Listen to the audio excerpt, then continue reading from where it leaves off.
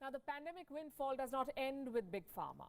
You've got conmen, you've got scammers, hackers, all of them are making big bucks.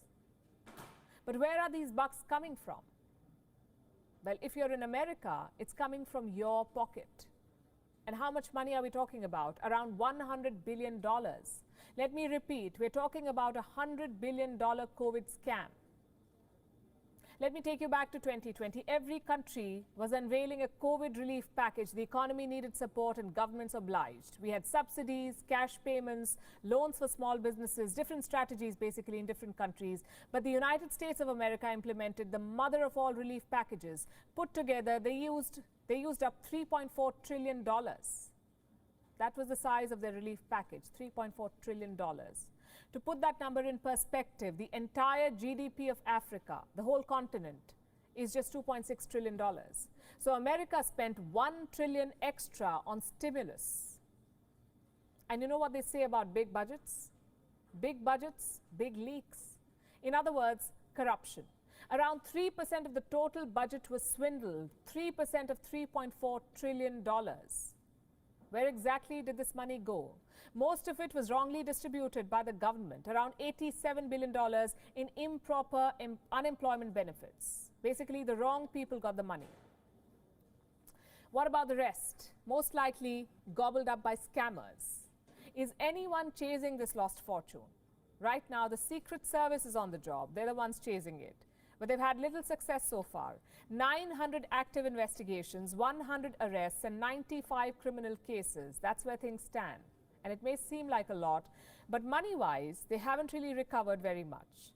Around $3.5 billion, that's all. And remember, this relief package was passed in March 2020. We're in December 2021. So 20 months later, less than 4% of the money has been recovered. In fact, there is no guarantee of complete success. Here's what the lead Secret Service investigator had to say, and I'm quoting, "Can we stop fraud? Will we? No. But I think we can definitely prosecute those that need to be prosecuted, and we can do our best to recover as much fraudulent pandemic funds that we can." Just a reminder, this was public money, not $1 or $2 million, $3.4 trillion of public money. Why was there so little scrutiny over its distribution? Isn't America supposed to be squeaky clean?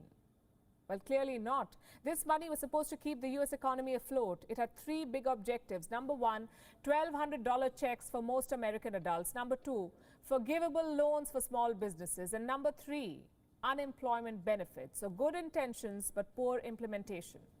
The U.S. government did not check where this money was going or who was getting these loans. Was it really small businesses or conmen? Let me show you some examples.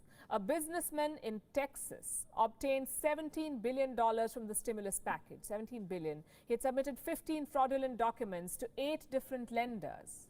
Do you know what he did with this money? He bought multiple homes, paid off his mortgages, and purchased a fleet of luxury cars.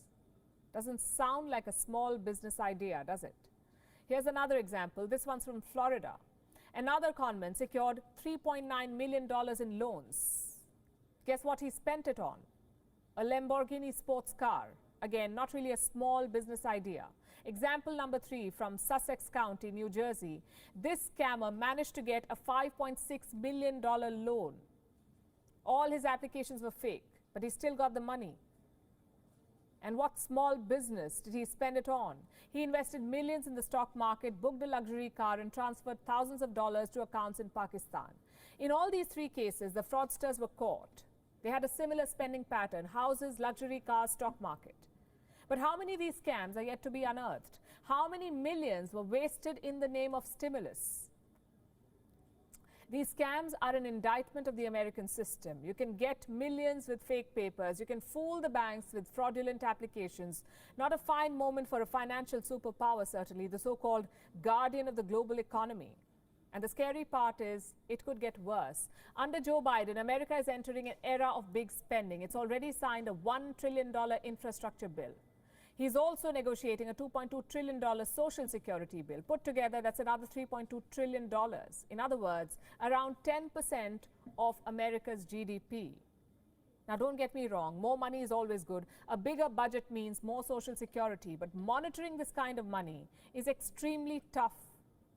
You need an army of auditors, you need complete transparency, and most importantly, you need the political appetite to take on corruption. So far, the US has failed miserably on that count. As one security expert put it, the stimulus package was a scammers, World Series and Super Bowl rolled into one. WION is now available in your country. Download now and get all the news on the move. A better self and